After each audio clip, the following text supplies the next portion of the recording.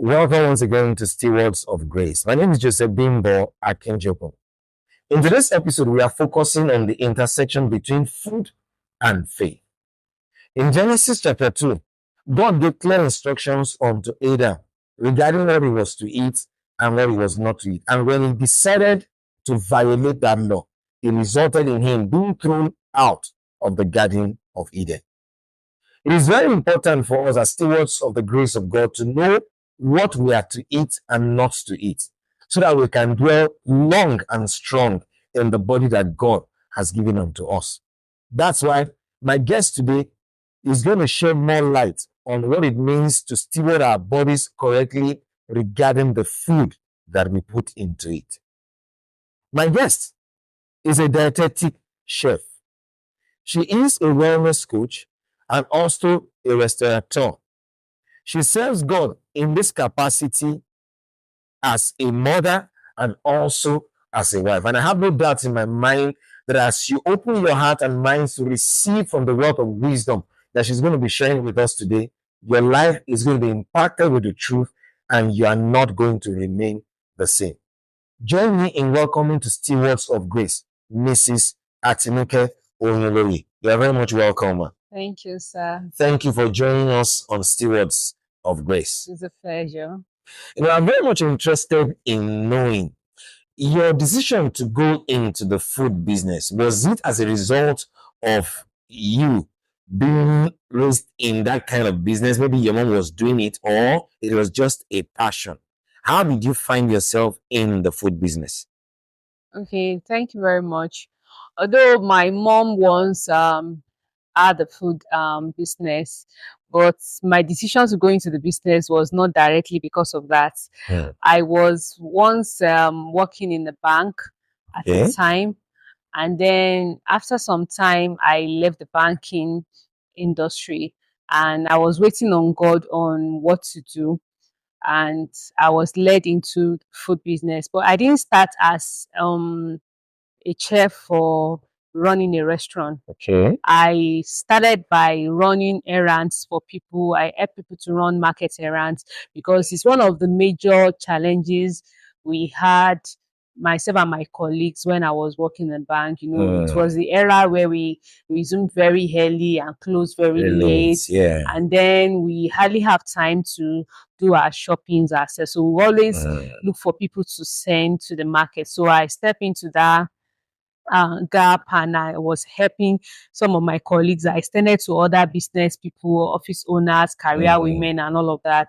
And so in bid of doing that, I thought of, okay, let me educate people more about food. And I always post on my status and my social media handles different kind of food recipes and what you can make and all of that. And so someone erroneously thought that I'm into catering. So the person, by seeing your posts, by seeing my post about food, so he now contacted me that he is hosting a group of 10 to 20 people that can I help to make food for them. So I said, no problem. Since I have the experience from my mom, but it's not what I set out to do, but I just okay, don't say no to opportunities. So I accepted the job. I did, and I delivered, and the feedback he brought was that fantastic, the food was nice, that everybody complimented it, that it was okay, and that the people were happy. Incidentally, those people were his investors. They wanted to invest in his business, and you know, it's the food being good created a good environment impression for the meeting they were having. So he gave a good feedback. I was happy. I continued with what I was doing. So he now told me that at his wife's office that they have a cafeteria that is vacant, that they needed somebody to come and take it up free of charge and all of that. I went there for an interview. I met them and they offered. I said, oh, why not? I can always do it.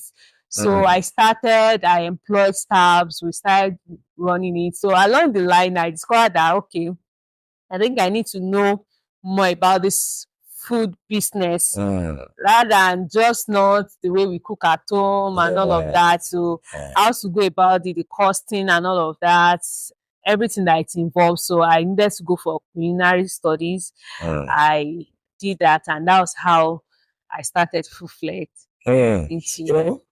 I love the way you said that you started a business with a bid to solve problems for people who you were colleagues together at work.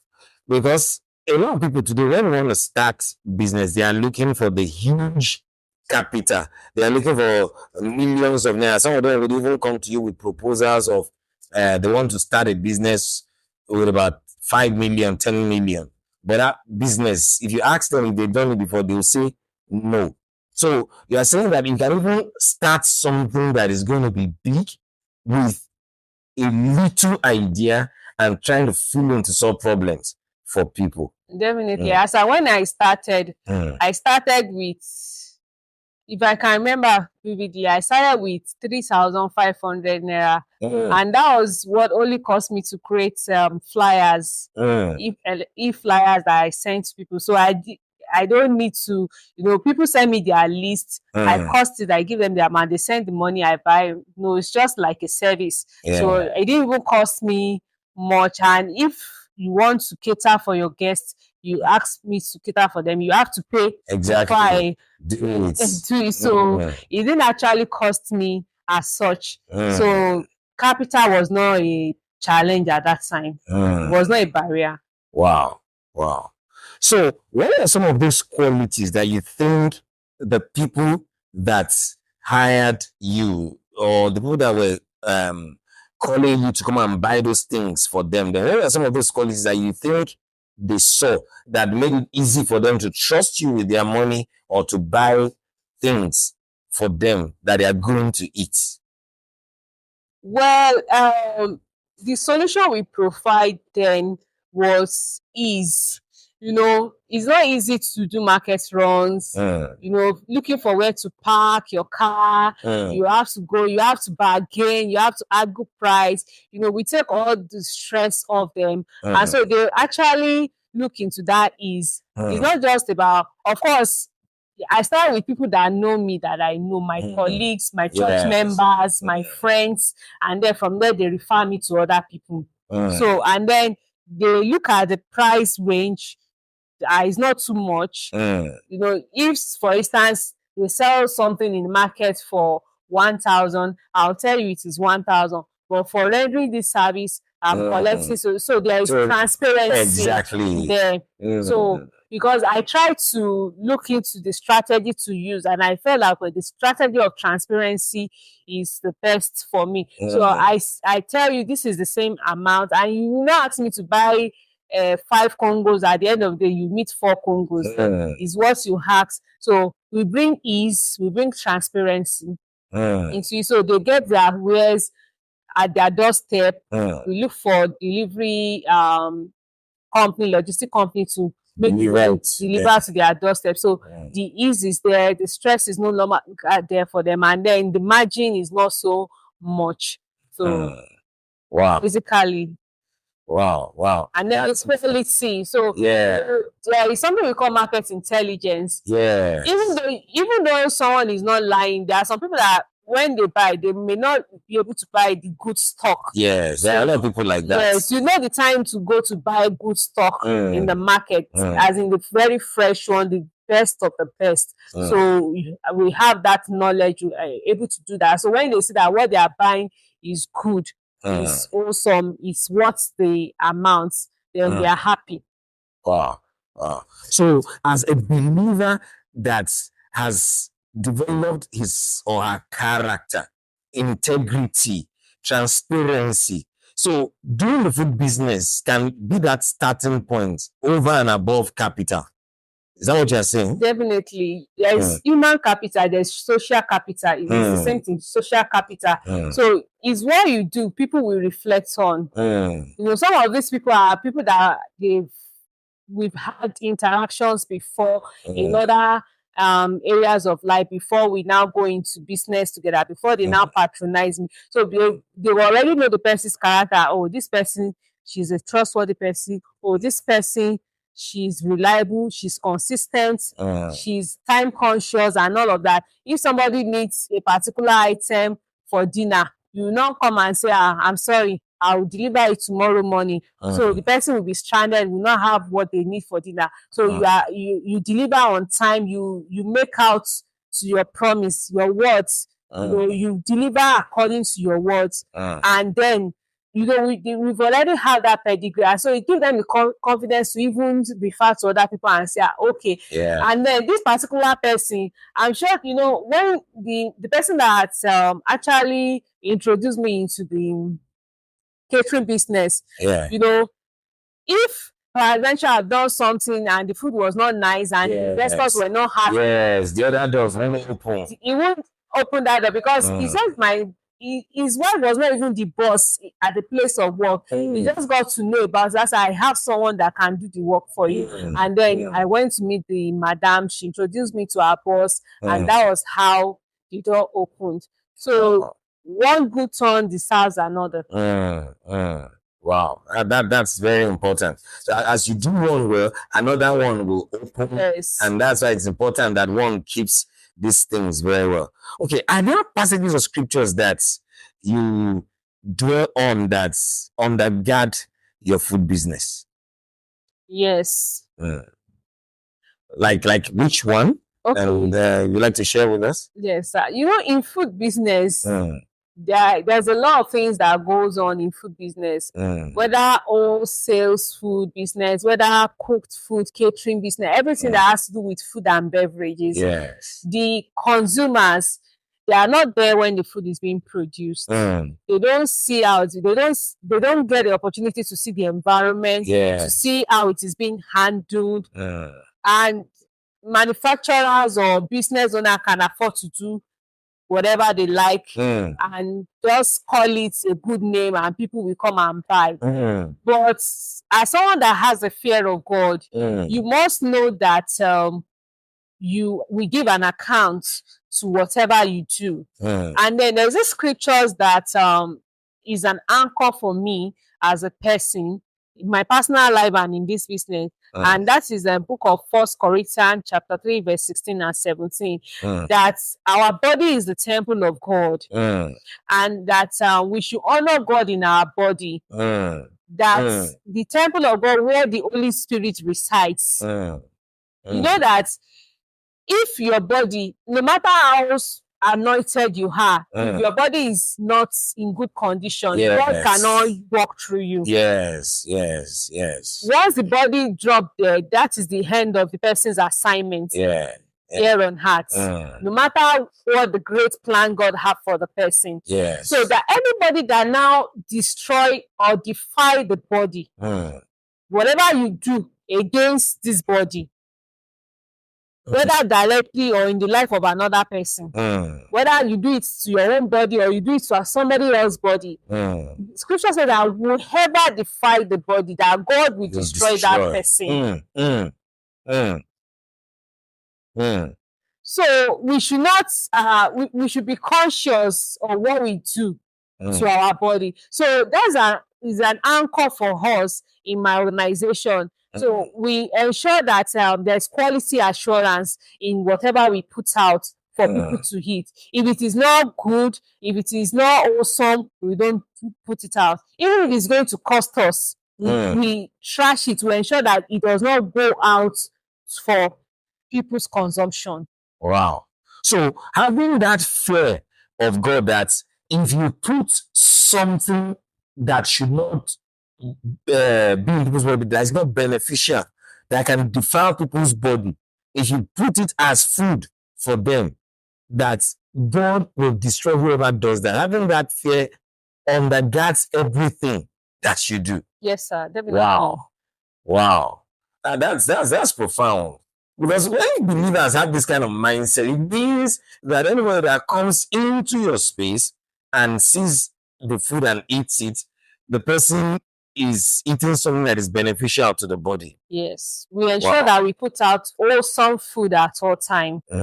Wholesome healthy food at all time.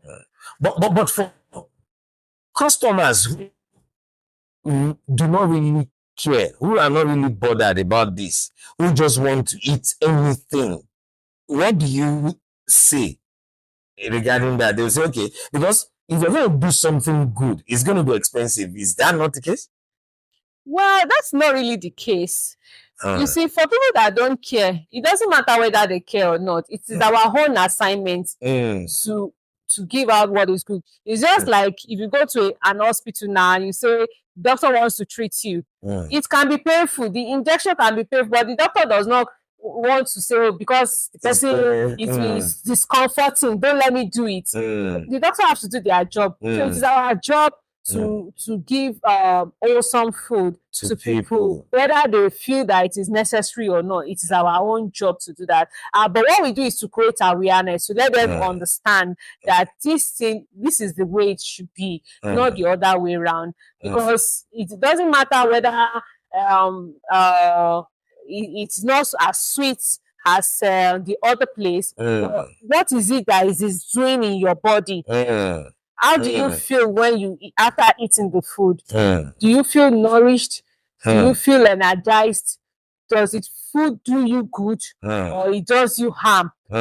So those are the things that really, really matter. So when we have people that don't really understand these things, what we just do is to kindly and gently enlighten them, to make them understand that not even in our space alone, everywhere they go, like in our restaurant now, we don't serve fizzy drinks, we don't sell it. Even when it feels like it's hot, we don't sell it. What you can have is you can have water, you can have natural juice, you can have other natural tea, drinks, and herbs, but anything fizzy, artificially made drinks, we don't sell it.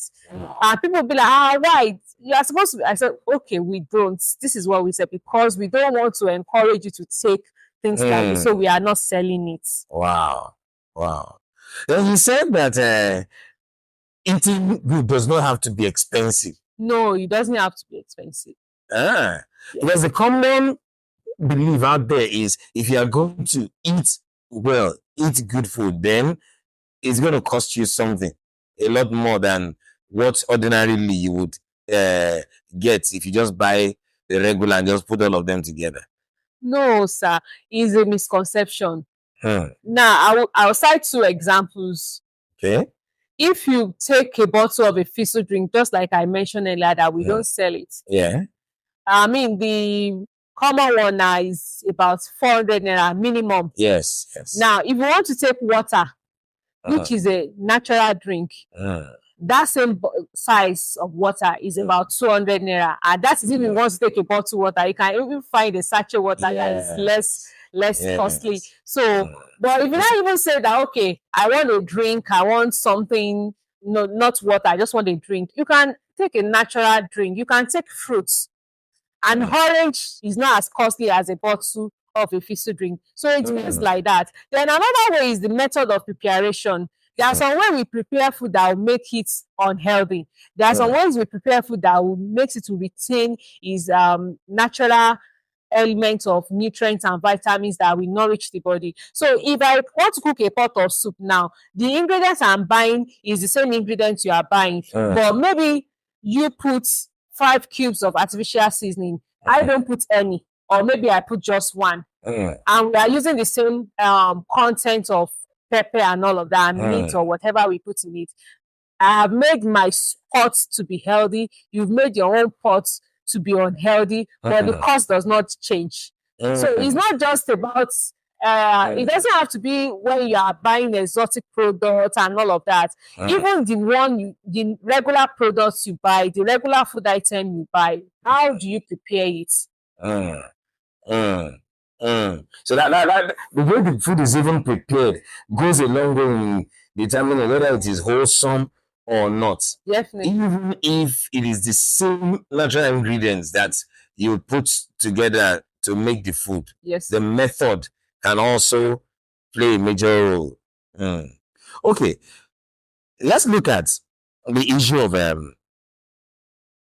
the tastes and habits of many of us. We love sweet things. We love to eat things that will really trigger our taste buds and make us feel good with those things. And many times, what they said is healthy doesn't vitalize our taste buds like that? How do we strike a balance in that regard? Or we just have to just have a reorientation? Is that what we have to do? Well, I think it's because we have bastardized our taste buds. Yes. There's a 4 natural taste buds that is on our tongue, the way God created it. We have the sweet, we have the salty, we have the sour, we have the bitter. You know, when you really want to enjoy a meal, when you want to savor a meal, you should have at least 3 or 4 of the 4, or even all the 4, as you are in a complete meal. That salty, sweet, sour, and bitter. But because 2 are palatable, the other 2 are not palatable. So we've tend to elevate the 2 that are palatable, and we've suppressed the other 2. So we only want to take what is sweet and salty. We all know the danger or the damages the sweet and salty, too much of it, is doing to our health. That's why we are having issues like diabetes, like high blood pressure, like stroke, and all other heart diseases, because we are elevated. We really want to taste what is sweet. So it's not because of our indiscipline, it's because of our lusts. It's not because the other food, all those taste buds, they have their functions. There is a reason. God knows that we need to taste something that is sour. We need to taste something that is bitter. We need to taste something that is sweet. So it's not as if taking sweet things is bad. But if it is only sweet and salty you want to take, that is what is bad. You have to take everything together. Wow. So those of us who have this sweet tooth, whatever, that we love sweet things, that means we have to find a way to balance those things in the meals. Yes. So if you have a sweet tooth, you need to start to work on yourself. You know, these things, especially sweets and salt, they are very addictive. So you need to start consciously reducing your appetite for it. You can work on it. You can reduce it. Is in our mind. You see some people that they will take the things out. No, I don't feel any bitter. It's not so bitter. And you see someone that once they taste, it's so bitter, because they are used to the sweet one. So gradually, you need to start reducing the contents of your salt and the sweetness in the food, that, gradually. Don't cut it down at once, because if you cut that at once, your body will react, because the body is already used to it. It will revolt, and then you begin to have some symptoms because of that revolt. But you have to do it, cut it down gradually. Maybe you've been taking 5 cubes of sugar for your pap before. So you set a goal for yourself that I don't want to do more than 1, but you now start reducing it gradually. So the first day you reduce it to 4. So between 4 and 5, there will be a slight difference, but the body will still be thinking that maybe you are joking, you are playing. So next time when you take 4, it will say, okay, maybe this is the new trend now. The body will adjust. So when your body adjusts to 4, then you reduce it to 3. Then like that, you begin to train it. Retrain your body. Yes, that's the word. You have to retrain your taste bud. You have to retrain your body, and then in your mind, you restrain your mind. Don't see it as suffering. I'm suffering now. Yeah, that's very important. The mindset is the mindset. So you should understand that, okay, this is important for my health and well-being. I have to do this. Then you start to retrain yourself. Before you know it, then you begin to serve. But it's not like when you take bitter leaf. Although at first bite is bitter, but by the time you swallow, you take water, you see it's come, the sweetness come. So there's an enjoyment in that bitterness too. There's an enjoyment in that sourness too. So everything has to balance. It gives a balanced taste. When the sweet, the sour, the salty, and the bitter comes together, it gives it a balanced taste. Okay, like I said in the introduction, God told Adam in the garden, eat this, you'll be fine. If you eat this, there's going to be trouble. It's going to affect you. And when he decided to eat what he was not supposed to eat, he got into problems. What are some of those things as believers in the Lord Jesus Christ who want to live long in this body and strong, what are those items that we should run away from? And what are those things that we can freely eat in order to stay healthy? Okay, I want to say something. Based on the Genesis chapter 2 that you quoted, and when the forbidden food was introduced to Eve, you see that apart from the fact that she saw it, that okay, this is food, there's a way she longed for it. Also that she saw that it was attractive. It was attractive. It's desire to make one wise and all of that. So I want us to anything that we lost after as a believer, whether even the food might not be dangerous, the food might not be bad, but as a believer, when you see that you have lost for a particular food, it's not good for you spiritually. It can pollute your spiritual atmosphere. If you have too much love for a particular kind of food, for a particular reveling that you can't do without it, you are addicted to it. You have lost. Once they bring that food, even if Jesus appeared to you and say fast, once they bring that food, control. People cannot control.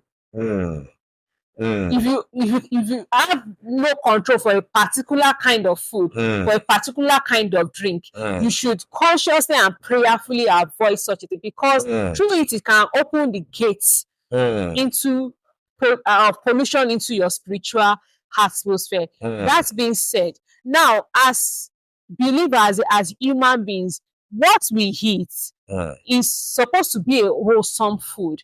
And what do we call wholesome food? Wholesome food that are healthy means that are minimally processed and which gives nutrients to the body. With minimal processing, nutrients to the body. With little additives or artificial flavor. Okay. Little or no, if you can do without it. If you have to use it, minimal, little. The reason being that the more you process food, all food comes in natural states. As a source is natural from plants and animals. These are the major source of food. So by the time you begin to process it, it goes from its natural state to unnatural states. By the time you had additives to it, you had preservatives, you had colorings, you have reagents and all of that into the food. It's become another nature. It turns to another nature entirely. And the end products might be harmful to the body. It might not harm you instantly, but after a number of times, it could even be years that you've been eating it. You see that this food does no longer cooperate with your body, because our body in its natural state, the food is in the natural. Each food there are some organs in our body that there are some specific food that God created for them to nourish them, to replenish them. You see, as our body, we grow, the body is being replenished, it's being nourished, it's being energized, it's being maintained. We come out, we glow, our eyes can see properly. The food is the fuel that our body is using. The way we can go about all our activities, we can function properly, mentally, socially, is because the food is providing fuel. It's just like if you have a car now, we all know that the fuel that our vehicles use, at least in Nigeria here, is petrol. So if you now refine that petrol so much that it has lost so many essential elements in it, you can no longer call it petrol. By the time you begin to pour it into your car, it won't be as effective. Then gradually to start to damage the engine of the car. That is the same thing that happens to our body when we eat overly processed food. You cannot, the body will not recognize it as food. In fact, the body can begin to see it as strange elements, foreign bodies, and begin to attack it. The kidney that is supposed to react or work in certain way will begin to work in different ways. The liver, all the parts of our body, the brain, they will not function as our cells, they won't function, the blood system, the circulation system, they won't function as they're supposed to function because we are not giving them the right fuel that they need, the right food that we need. So it is essential for us to ensure that we eat wholesome food. And that's what I've said, that it has to be minimally processed. It should contain nutrients as much as possible. There are some food that we call food that we eat that they don't even have any nutrients anymore. Then it should have little or no additives. Little or no additives. Yes. Okay.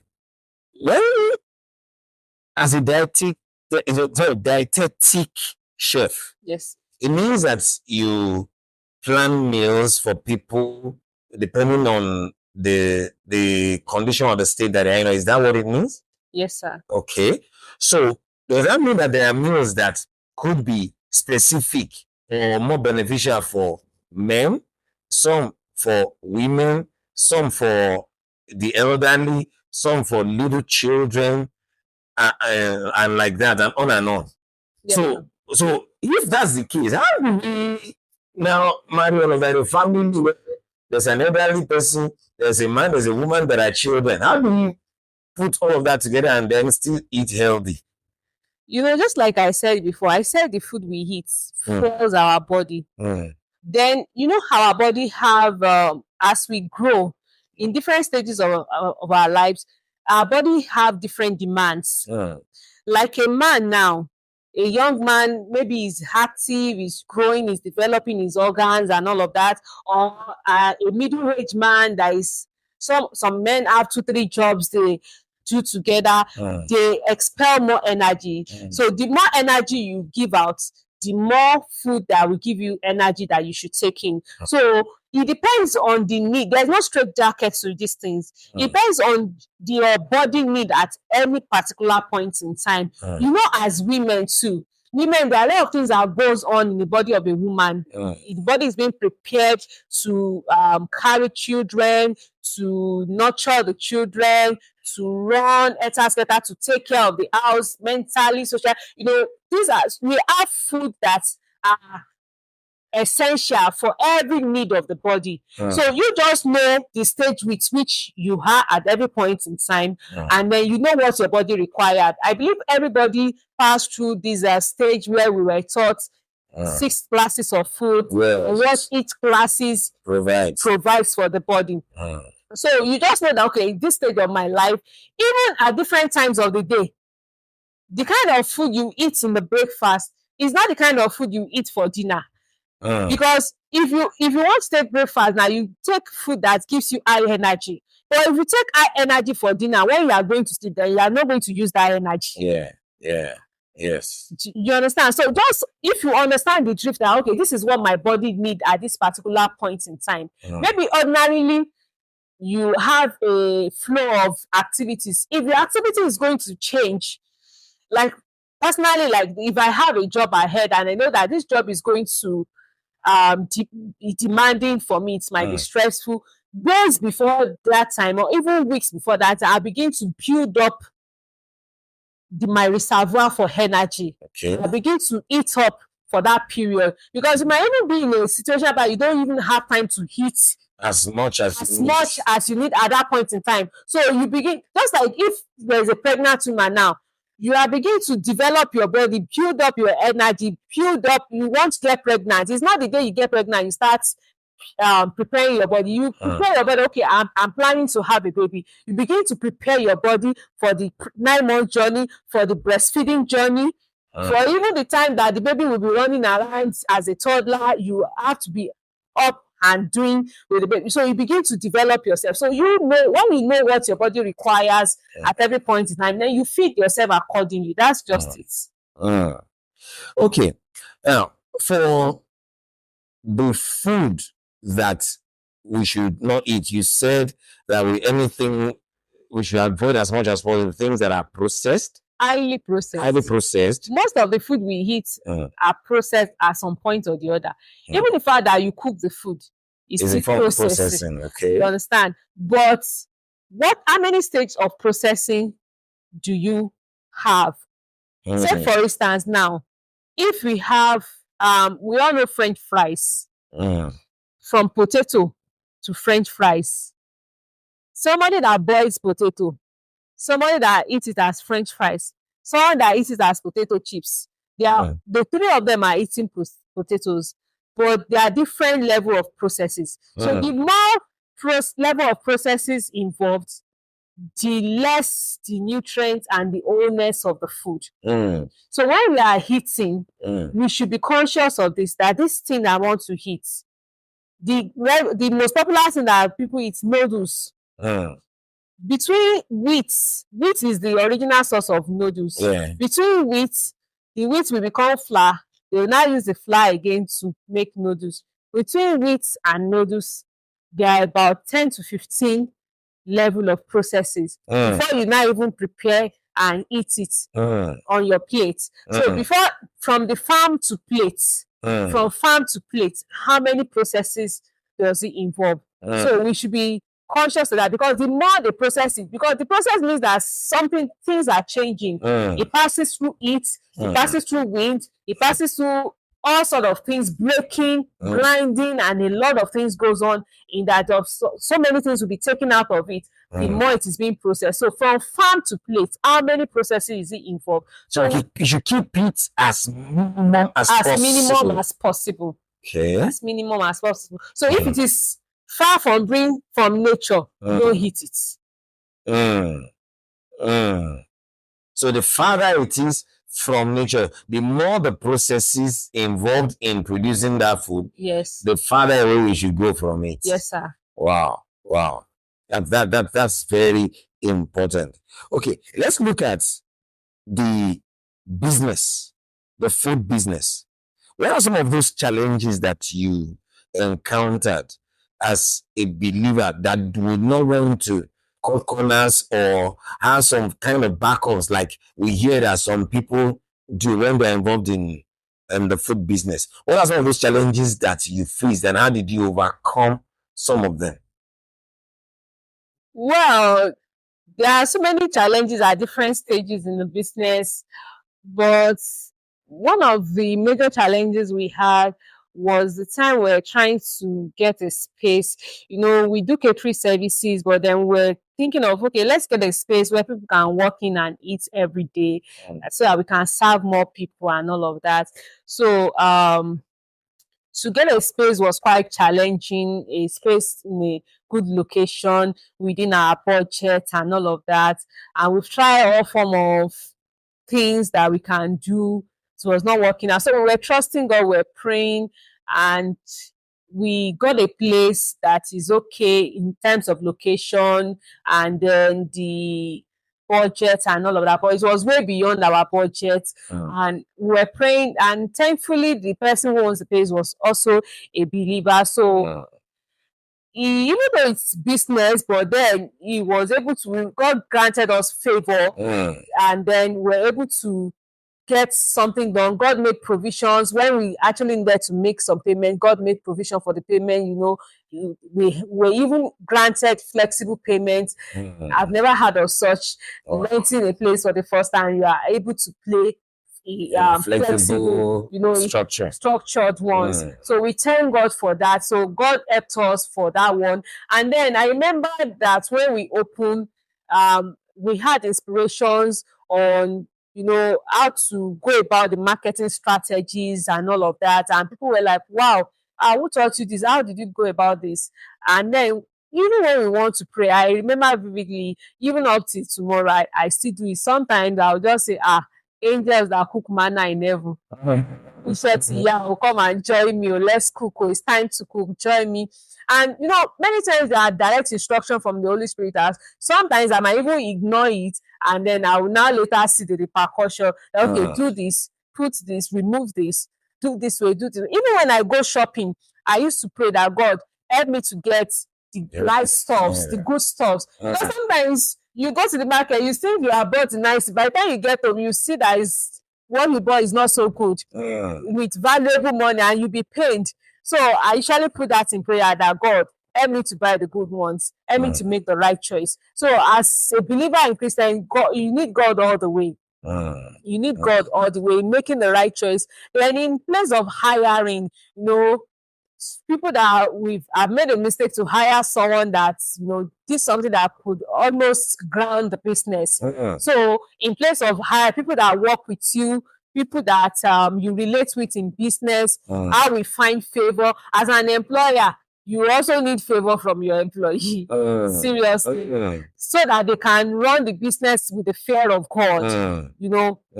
Prayerfully select who to work with us. They are coming with their own embodiments of lives and baggage and their own spirits too, and all of that. So we need to also be spiritually sensitive in all that. So it's quite a challenge. Then people that we relate with, we always pray that God, nobody will eat in this place and they will have food poisoning. They will not eat and go and have running stomach. They will not eat and go and die. It happens in places. So we're always very conscious. We pray against fire incidents, malfunctioning of equipment. Anything can happen. So it's a whole lot in the business. But one thing is that God all the way with us. God all the way. That's very important. Now let's look at creativity. Do you employ creativity in the business of the food? Do you receive guidance on new recipes, or in what ways do you receive? Do you apply ingenuity, creativity to your business, or it's not even necessary at all? You still do things like everybody does? No, we don't do things like everybody does. I remembered in the year 2019, before COVID, that the Holy Spirit inspired me to pay attention to wellness. That's how I became a dietetic chef. Before, I was just a chef. I do the business as other people do it. But now, I now pay attention to food as medicine. And that was direct instruction from the Holy Spirit way back in 2018/19, before COVID. So, but that time I was not too clear about it. I was like, why the need for that? With these scriptures that the body should not be defiled, and that some people do it ignorantly, just like in the First Kings, the sons of the prophet, when they were cooking, that they put a white vine in the pot ignorantly, and then it caused death in the pot. So I should enlighten people, and I was creating that awareness on my social media. I was just doing it without any direction per se, but I had my own experience, because there was a time in my life when I was very sick before I left the banking job, and I was always visiting the hospital, and they will say fatigue, sometimes they will say malaria. Every week I had to go to the hospital. I was not okay in my body. And then after a while, I stopped taking drugs, because I was just tired. And I don't even know per se what is actually happening, but I just know I was not okay. But then I now started to take vegetables, lots of vegetables. As at that, I used to take plenty of ugu leaves. Then I discovered that I was getting better. So then the second experience I had my second child was a preterm baby. And because of that, as she was growing up, she was always she had no immunity. So she was always contacting sickness, infections and all of that. So we are always in and out of the hospital. So a big aunt of us now advised that don't just be taking drugs, work on the food that we are giving this girl. Apart from breast milk and the baby formula and the mix, begin to give her fruit purees, begin to give her semo with amala and all of that, and a way to put crayfish. So she just taught me, and I was doing that. Before you know it, instead the frequent hospital visits reduces till it stops completely, till she started developing and growing. So that 2018, the Holy Spirit reminded me of those two experiences. That do I know that it is not just with medicine, also just medicine alone, that people can have treatments, treatment that food can be as medicine too. I didn't learn it from anyone initially, so I started to pay attention. I went back to the scriptures to read all those places, and then what I've experienced in my own life, and then I begin to put out the posts for people. I do research, and then I start studying towards that. So by the time I now started to do catering work and run a restaurant, I discovered that some of the food that we have, there are so many ways we can prepare it in a more wholesome way, rather than the conventional cooking method, to give us better taste and more healthy taste. Like I have a client that I'm working with now. She's an elderly woman. She does not take salt. She does not take seasoning. And when I prepare the meals for her, there's a way we build the flavor. By the time the food is ready, if you taste it, although you know that this food does not have salt, but it will not be bland. It will still be delicious. That requires skill. It requires skills.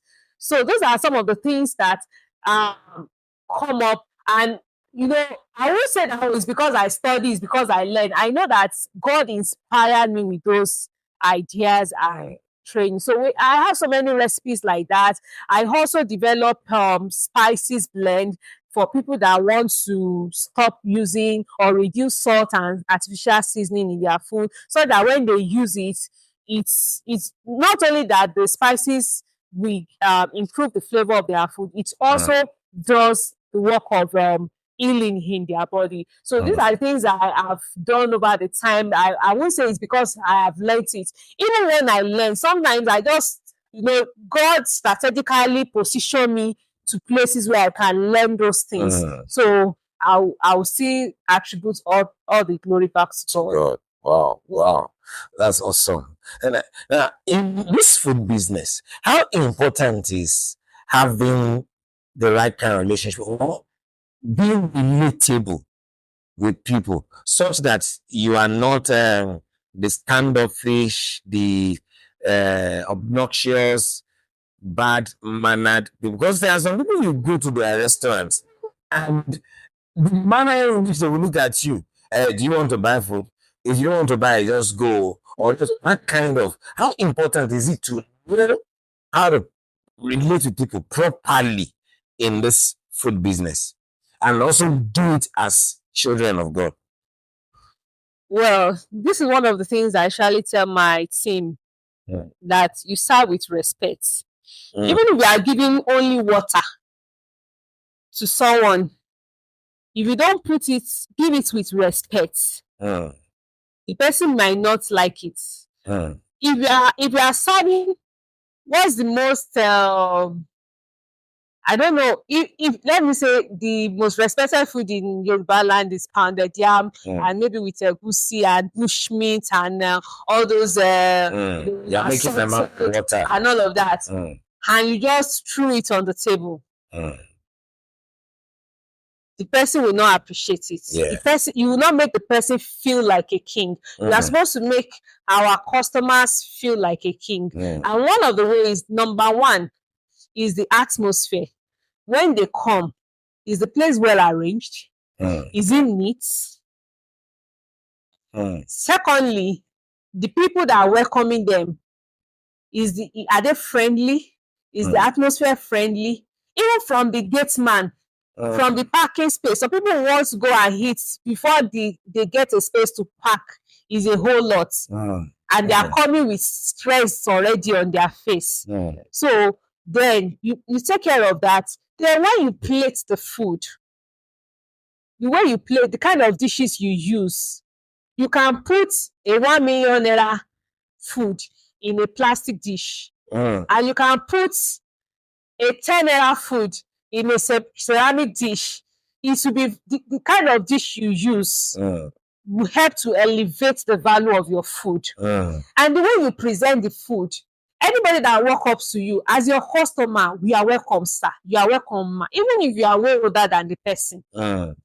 Like what our business women used to say, that it is your money we are respecting. The fact that the person is offering you money, you are supposed to respect them. Respect is not until you kneel down for people. But the way you present it, when they call your attention to something, don't nag. Sometimes customers give feedback. Is their feedback is helping your business, even if it's a negative feedback. Oh, the oil is too much. We are very sorry, sir. We will improve next time. Thank you for the feedback. So the way you even respond, to negative feedbacks. Some people have different tastes, but not everybody have tasted. There is no complaint. Somebody might complain that it's salty. Don't say, everybody will be eating, nobody is complaining. You first have to apologize. Oh, I'm sorry about your experience. Not because it's bad. I'm sorry you experienced that. Probably, and we've been serving this, nobody has complained since. I don't know, maybe if it's your taste bud or something, but we are very sorry. Is there anything you think I can do? Is there anything, just make, because it is hospitality business, you have to make people welcome. You have to make it homely. You have to make them feel relaxed. You have to make them happy. That's important. So let me ask, this food business that we're talking about, is it stressful and is it rewarding? Food business can be stressful and it is very rewarding. Now, let me talk about the stress. First of all, we start with market runs. Before you prepare, you have to go to the market. Sometimes you have to visit 3-4 markets to get your stock. There is market for pepper, there's market for meat and all other things. Sometimes for hours, you are on the move, going up and down, carrying heavy loads and all of that, dust, heat, sometimes rain, you are there. So it can be very stressful. Then you come back, you prepare the food. It can be very stressful too. Then you serve your customers.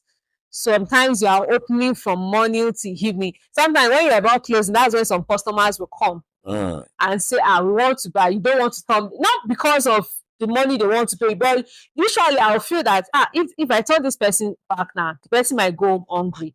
So we'll still want to attend to them. So it can be very stressful. It's time consuming. It requires a lot of energy. Then as a business, you need to know your figures, you take stock, you calculate, and all of that. You attend to vendors, you take orders. So it's tasking mentally, emotionally. When you are stressed, you might be on the edge and your customer comes, just like we just mentioned. You still have to put up your best to attend to your customer. You suppress whatever you are feeling and give out your best to your customer. So emotionally too, it takes a lot from you. So it can be very, very stressful. So, but what's because it's your passion, you have passion about it, you reduce that. When your customer give you feedback, you are happy. So these are some of the rewards. When you feed people and they eat and they always lick their place. There's a way it gladdens your heart that, this is the work of my hand that gives people pleasure. Let's not forget that, when you serve people food, it's always brings blessing when they eat and they are happy. Forget about the fact that they pay eventually. There's a way their heart blesses you. If you look through the scripture, you'll see when Isaac has Esau to go and prepare venison for him, that he wants to bless. He wants something that will, trigger pleasure from his soul to pour out blessing. When Abraham entertained the 3 angels, he didn't know they were angels.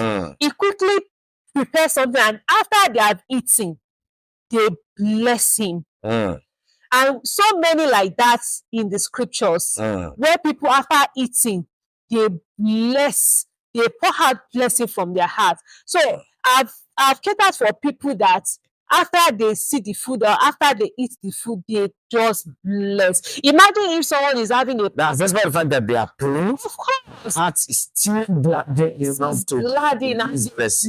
release blessings. That's double reward.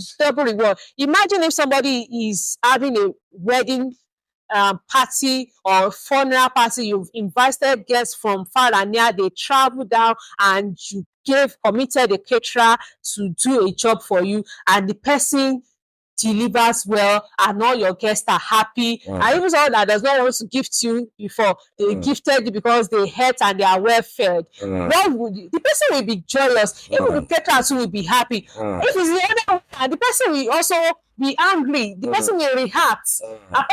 The fact that he reacts does not mean that he has not paid. He has paid, but he will still react. So it's not about the monetary reward alone. Of course, the monetary reward is there, but in terms of blessing, people pour out blessings when they eat good food. You see husbands, when they eat good food from their wife, they say, yes, so that's what you told me that you need. How much is it? All right, I'll send it to your account. You know, women know how to do this thing. So it's one of the rewards. Then another reward is that, we said the other time that when somebody defiles the body, God will destroy the person. Someone that nourishes body, what do God do for the person? God will bless the person. Then apart from that, every activity, every work we do on hearts, we do it as unto God. There's reward for us. So in as much that there's punishment for people that do evil, there is also reward in heaven. Apart from the reward on earth, in heaven for those who do good. So I would want to say that there is a lot of reward for people who do it right. How important do you think it is for Christians who are into the food business to have this kind of mindset that there is a reward that also comes from God that they must pursue in addition to whatever it is that they are pursuing in terms of monetary payment? Because that's where a lot of people leave it. They go to church, they pray, they fast. You know, when you get to that business, they don't include that fear of God factor into it. They are not focused on that reward from God. How important is it for believers to have that mindset? See, any believer that is not diligent in their work, the person is cheating out on him or herself. The scripture says, I say to a man who is diligent in his business, he will stand before kings and not mere men. You know, if you are not diligent, that means you'll be before mere men. Your business will not grow. You will not become a global brand. That's just what it means. If you are up today, down tomorrow, if you are not giving your optimal effort, if you are not putting out your best, if you are not giving your 101 or 120% into it, you will not grow. You will just discover that you are either on the same spot or you are going backward. If you are cheating out on people, they will know. They will call you back. They will not refer you. Do you understand? And you never can tell. You know, there's a story of someone, I don't want to mention her name. She's into catering business. Then she used to cater for one man on the street. The man would just call her, please. So the man happened to be a politician.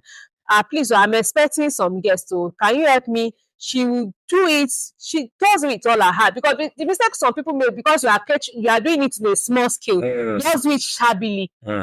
Well, if you are not doing it, if you are not faithful in the small, how will you be? The big one will be committed into your hands. So one of these days, an aspirant, a presidential aspirant, was to visit this man.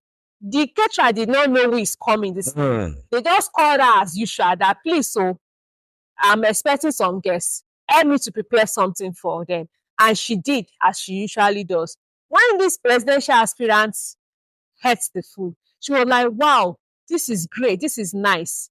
What made this one? She said, one woman down my street. The man said, please, I will need her contact. So when this presidential aspirant got back to his base, you know, as an aspirant, he will be receiving guests of sir, tell your madam, I'm going to need her service for my guests. That's how she moved to the town. She was servicing the presidential aspirant. As God will have it, the man became a president. Right here in Nigeria. The man became the president, and that was how she was moved to Aso Rock. Wow. In fact, streets in Ibadan here, she was moved to Aso Rock. As that was how she became a global brand. outlets all over Abuja as we speak. Even after the term of the person, she was still relevant in the business. So be faithful in the little. If you do it shabbishly because the person is not seeing you, because the person is not paying you much, or because it's still a small customer, roadside thing you are still doing, or it's just small by the side and you are doing it anyhow, you are just cheating out on yourself. Wow. Now let's look at balancing this whole thing. As a businessman that wants to succeed, but is a child of God and has a family, I introduced you as a wife and a mother. How do you strike the balance such that one does not suffer, especially the home front? Thank you very much, sir. It can be quite challenging. But one of the things that I understand as a person is that men are in sizes, life is in phases. It is not when you start, you reach to the sky. You have to, keep going one step after the other, pace by pace. Especially as a woman, our presence is required at the home front. Not that the presence of a man is not required, but a woman, the presence of a woman is more required at home front. So the demands of the business, there are some stages that I might not want to go into. There are some stages, there are some levels that I've decided not to enter because I want to keep my own front at the moment. Maybe later, maybe when my children are grown up, maybe when they are stabilized and all of that, I can decide to step up. But as it is, I decide, okay, I'm going to be working from this hour to this hour. From this hour, I'll be at home. Anything that occasionally you might have a job that can take you away for days, but it's not the norm. Yes. Occasionally you might have a job that might make you to stay up at night, but it's not every day that today mommy is traveling, tomorrow mommy is traveling, next day mommy is not around, the other day mommy is sleeping at the restaurant. No. We'll have to cut it. So sometimes I can outsource if such demands come too frequently. I can outsource. A situation where I partner. There was even a particular day that were to cater in where is that? Is it O2 or somewhere? Somewhere in Igboora.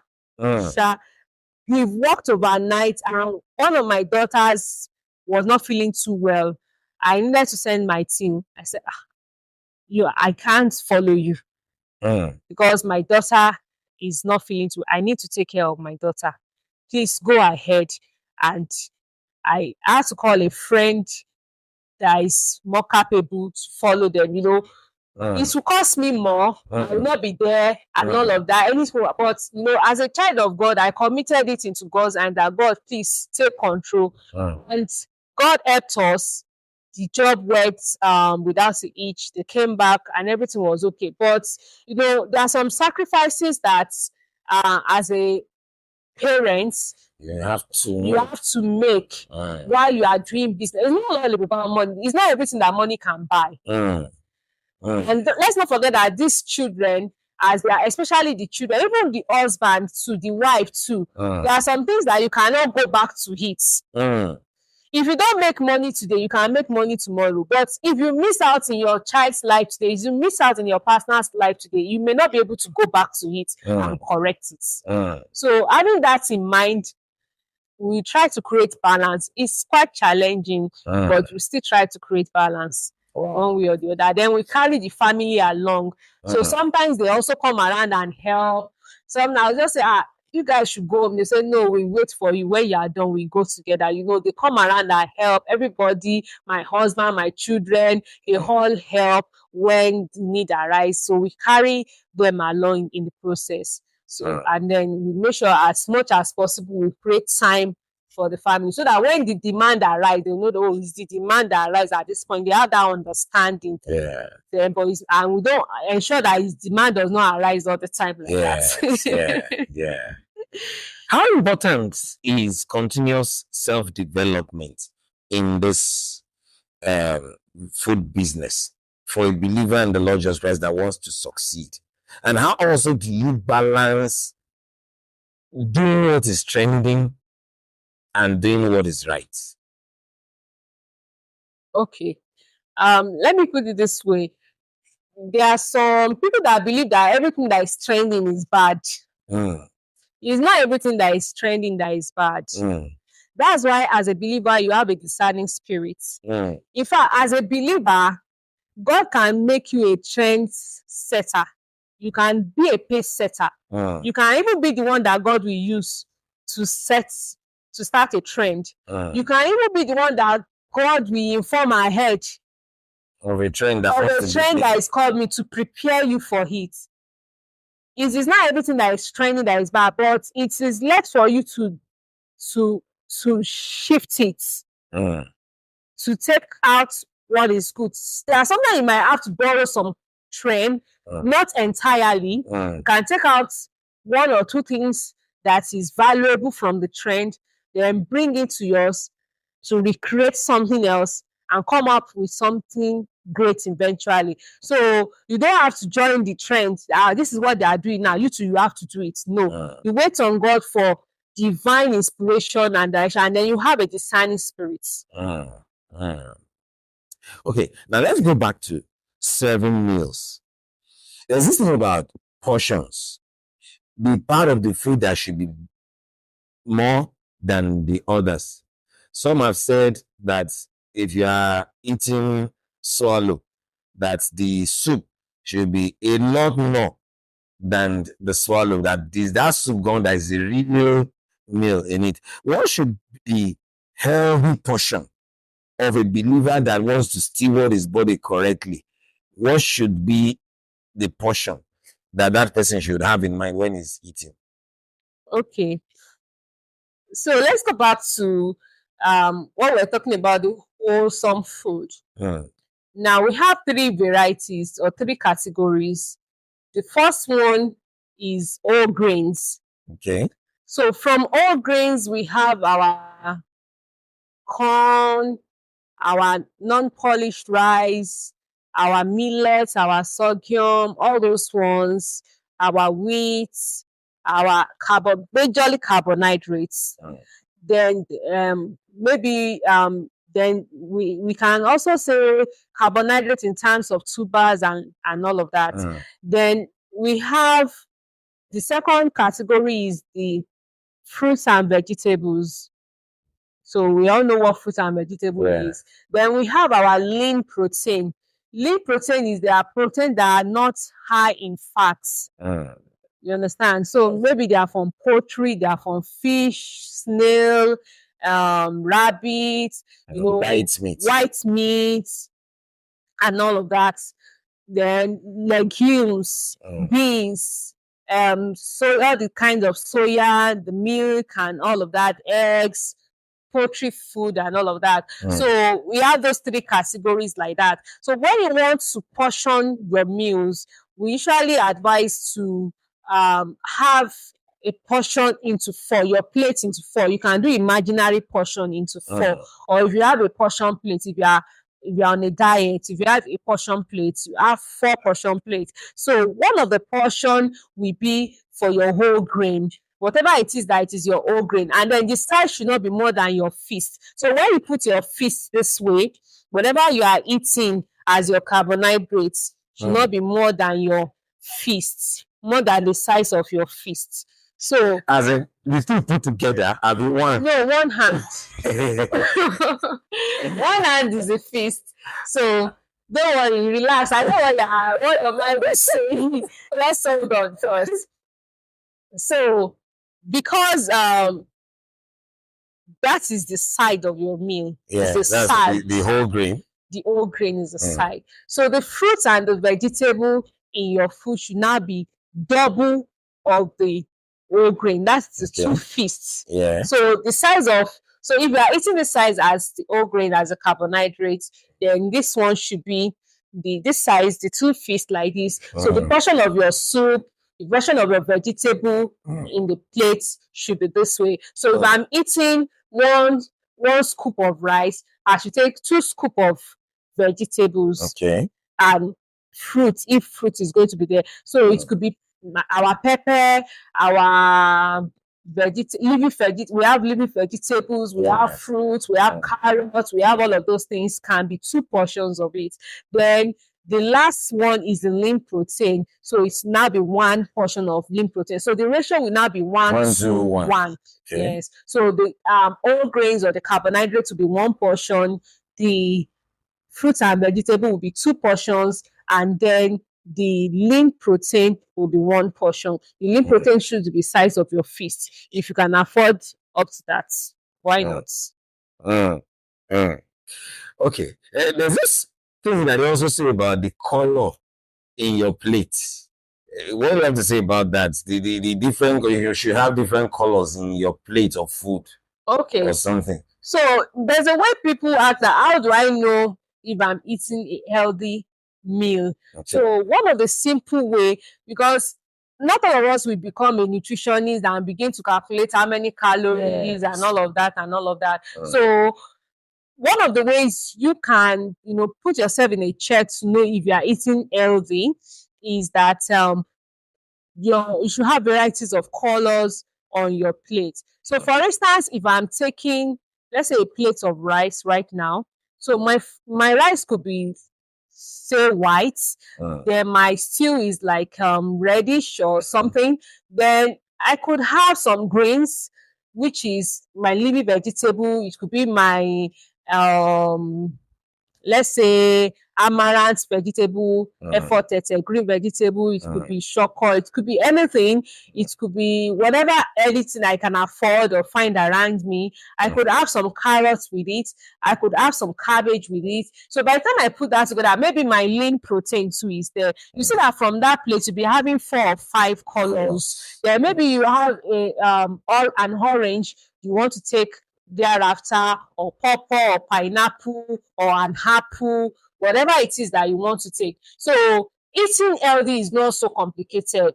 You don't have to calculate calories and all of that. Just know that, okay, then moderately, don't eat too much. It is more valuable to eat smaller meals in many times than to eat a bulk at once. So that's why you see some people, they will say, I'm watching my weight. I only eat once a day and I'm still growing fat. It's because when they eat that once, they combine in mountains, they eat a whole lot, and then there is an amount of food that the body can process per time. Even if you don't eat from morning till night, if you eat a lot, it doesn't mean that because you've not been eating, the body will process everything. The person will still process the amount that it can process at that point in time. So every other one will go back as a backup in your body. So why is that? So it's better if you eat smaller portions at some point, maybe 3 or 4 times a day, than to now eat a whole lot at once. So portion control is also one of the ways with which we eat, and that's what we have showed you, that at most. And then when you are eating, I mentioned the other time that what your body requires. So earlier in the day, our body require more because we are using up energies, and we know that it is food that fuel our body. So earlier in the day, if you are not fasting, it's better you eat heavy. Well, I'm not saying heavy. Eat well in the morning. Breakfast is the best food of the day. Yes, it's better you eat well, because even these days, the way things are going, you don't know how your day will go. Yeah. So sometimes you go out, you plan to come back in an hour or 2 hours time, and something happened and you are still held up all through the day. So it's better to eat well in the morning, have a good breakfast, have a nourishing breakfast. Then for your lunch to eat good food for lunch. Then dinner is optional or light food, Or if you want to take dinner, you can just take maybe pepper soup, maybe a foriro and a core. Not pounded yam. No, sir. Something that pounded yam, you can have it for lunch. So something that can maybe digest within an hour at most, so that by the time you want to go to bed, you are going light. to bed, so that your organs will not be working overnight. You are working during the day, your organs have worked. So if you eat heavy at night, while you think you are sleeping, your body is still working. So you tend to wake up tired and all of that. Okay.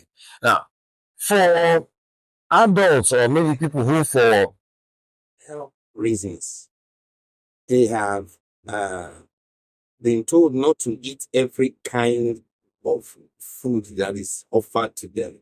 So they are restricted to certain kinds of food.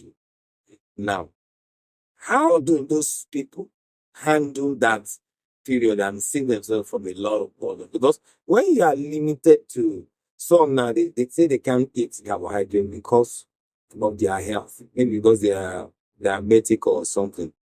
They are now limited in the options that they have for food. How do they navigate that period without falling back to eat what they shouldn't be eating? Thank you. It's a very tricky thing. That's one of the aspects of what I do as a person, as a dietetic chef. When your doctor or your nutritionist tell you that, okay, you have to stay away due to your health, you are restricted from eating this and this, or maybe you are intolerant.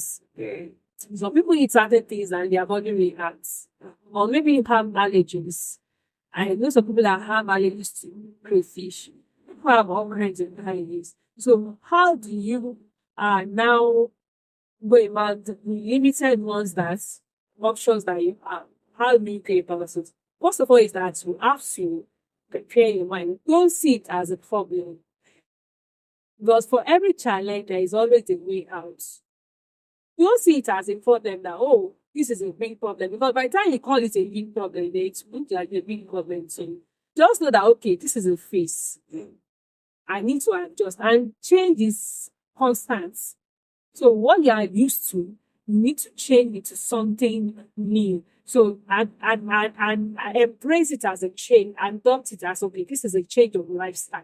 So we call it lifestyle changes. So it might not, it doesn't mean that it might not be difficult. It might be a bit, but it's not impossible. You don't say, it's impossible. You say I should not eat anything again. Things like that. No. You have to have a positive mindset about it. That's number one. The second is that you seek help of a dietetic chef like us or a nutritionist. So the first thing that they will create a meal plan for you is the work of a professional.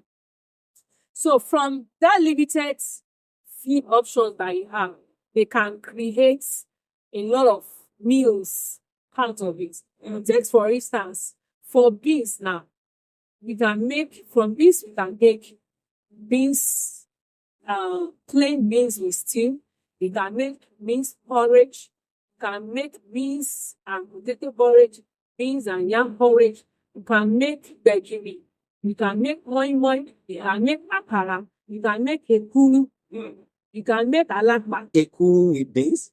Ekuru is, yes, beans is the okay. major ingredients in you can make alakpa. So I counted like 10 items. But when they tell you be eating beans, they will just some will just go and be eating, cook this, they cook this. Before you know, you get bored. And one thing about food, I told us the other night that food is linked to our soul. When we eat, it's linked to our soul. Yeah. When you no longer find pleasure in what you eat, it does not nourish your body as it should. You notice that those people, even though they are, some they say they have still eating what they say that should eat, and their condition is not getting better. It's because they don't find pleasure in it. So what we do as a business is that we help people to create interesting meals out of their restricted diets, such that they find it pleasuring and it comes out nutritious. Even when they say that, okay, don't take sugar, don't take what's it called? Don't take salt, don't take seasoning. There are some other natural alternatives that you can use to substitute. Like if they tell you that don't take red oil, now I'm not saying red oil is bad. If your doctor said don't take red oil and you want to make a egusi soup, you know if I use vegetable oil to make a egusi soup, how is it going to look like? So as a dietetic chef, I will tell you that don't worry. When you are making your soup, add a bit of turmeric. What does red oil do to our? It makes it to come yellowish and reddish. By the time you put turmeric, add a lot of tantase to give it red color. By the time you finish cooking it, if you didn't tell someone that there is no palm oil in this food, they won't know. So even though when you have stay off what the doctor has to stay on, it still appeared nice. And your soul is satisfied, you're satisfied. So if they say, don't take seasoning, I can tell them, if you are taking out seasoning, this is what you should add.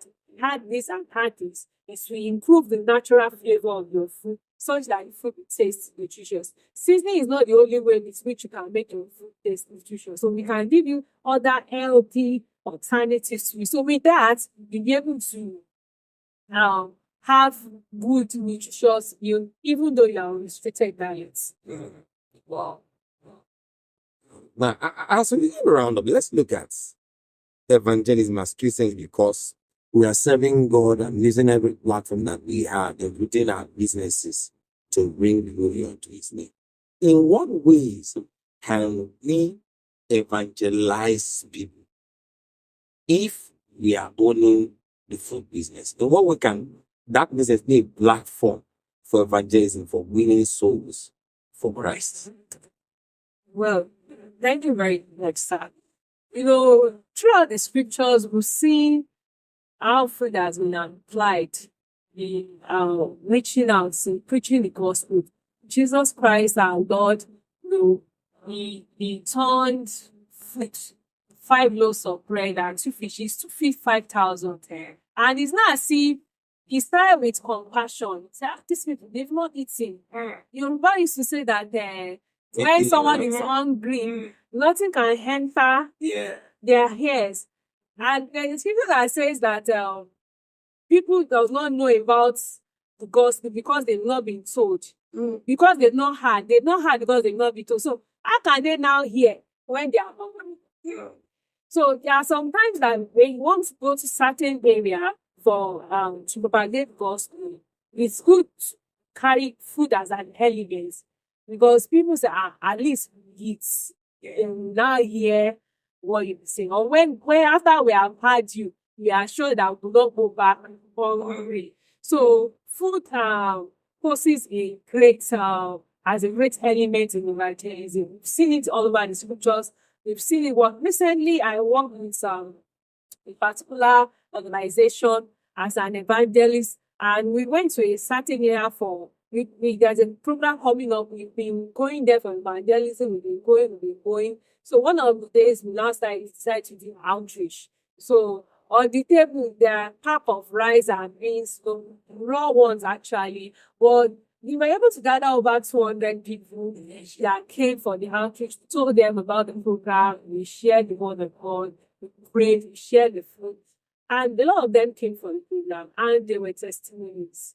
But, if the food did not attract them, you can miss out in those message and what God did at that season for their lives. So food is one of the ways that even Jesus using. We've seen a situation whereby Jesus visited people's home to go and dine with them.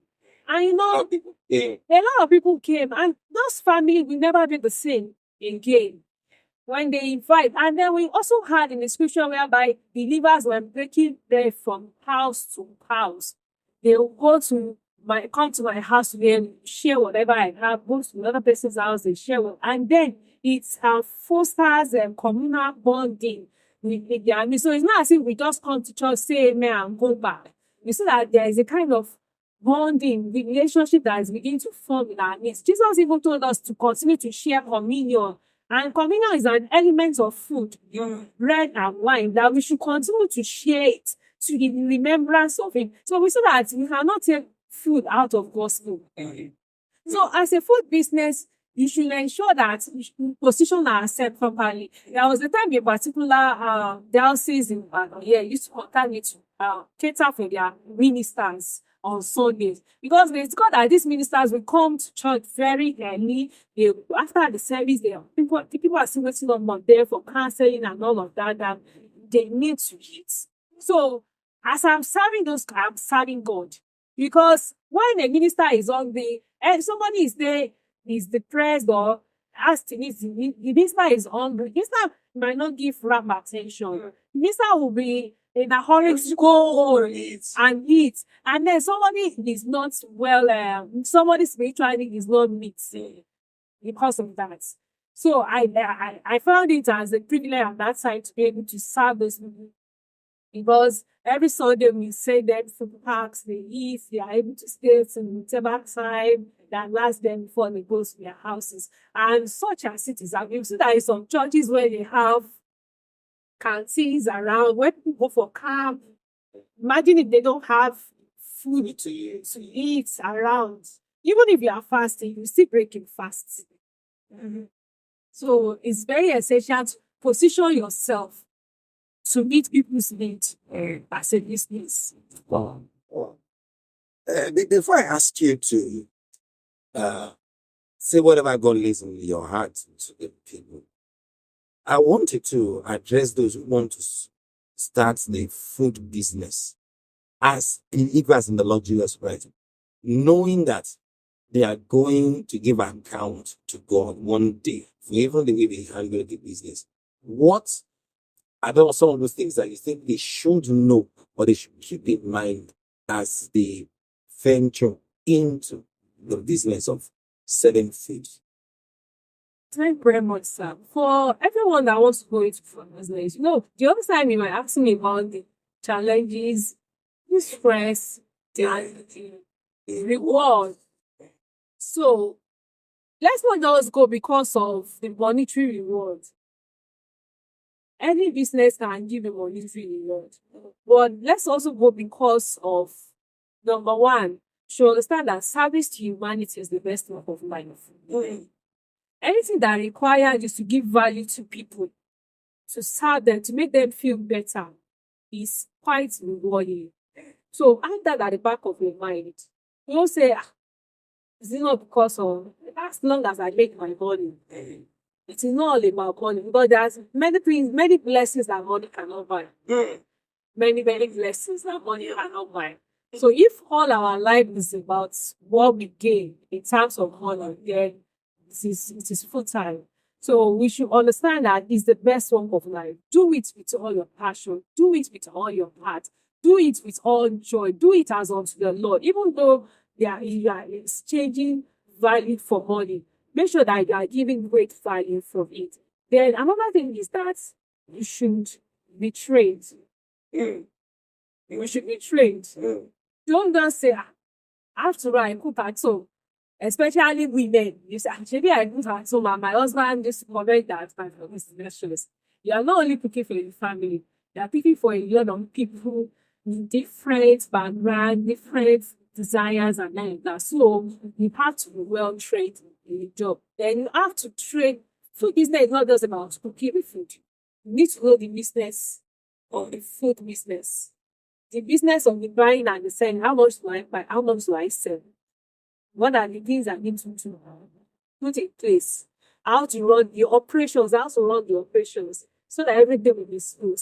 How to handle my staff and all of that.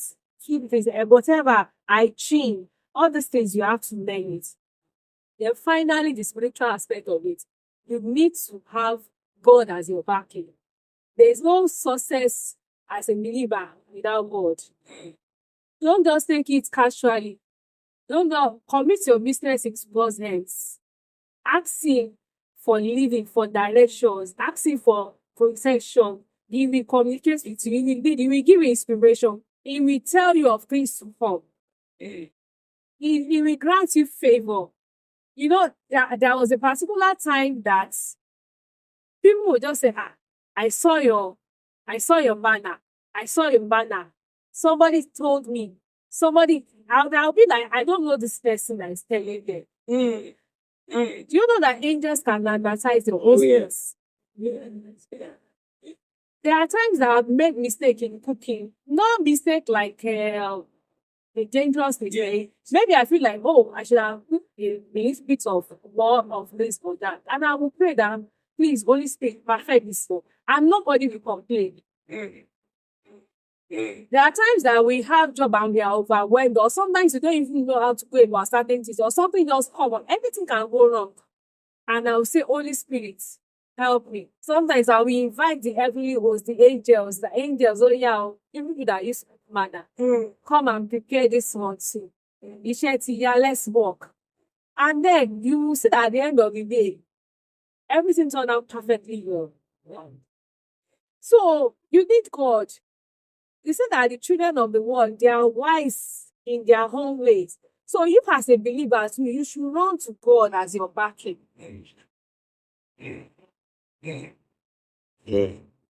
That's very important. As believers going into the business, you must understand the business, you must get trained, and you must take God very, very serious. Wow.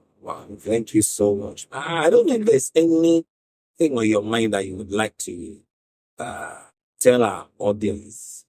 Maybe person that I've not asked you about, an admonition you want to give them, an encouragement you want to tell the audience. Well, there's something that was the end of my path before I came for this program.